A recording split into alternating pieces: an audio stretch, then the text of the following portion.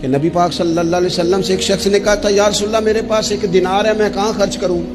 حضور نے خرچ کرنے کی ترتیب بتائی، فرمایا اسے اپنی ذات پر خرچ کر۔ عرض کی یا رسول اللہ صلی اللہ علیہ وسلم اگر میرے پاس ایک اور دینار بھی ہو، فرمایا اسے اپنی بیوی پر خرچ کر۔ کہ یا رسول اللہ اگر ایک اور دینار بھی ہو، فرمایا اپنی اولاد پر خرچ کر۔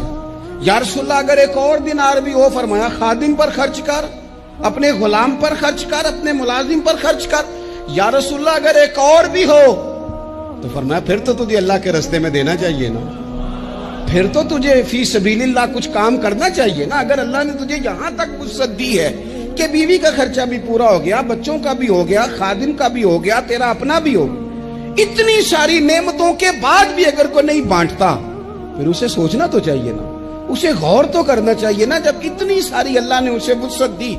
حضرت واصف علی واصف رحمۃ اللہ آڈیو میں ارشاد فرماتے ہیں کہ کوئی ایک قرآن کی آیت بتا دو جس میں اللہ نے جمع کرنے کا حکم دیا، خرچ کرو اور مطلب خوشی خوشی خرچ کرو اور گھبراؤ نہیں میں اور دوں گا۔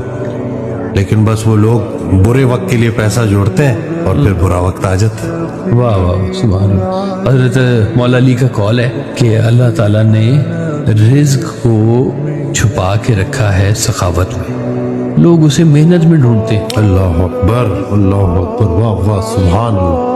کہ لوگوں نے سمجھا ہے کہ یہ مشقت میں ہے، وہ سخاوت میں ہے، کھانا کھلائیں تاکہ آپ کا رزق بڑھے، مہمان بلائیں ان کو کھانا کھلائیں، اللہ کے نام پہ کھلائیں، اپنا رزق بڑھائیں۔ مجھے سرکار کا فکرہ یاد آ گیا کہ سخی کبھی امیر نہیں ہو سکتا اور امیر کبھی سخی نہیں ہو سکتا۔ سبحان اللہ۔ اب یہ یہ بات سمجھ کمال بات ہے۔ کمال بات۔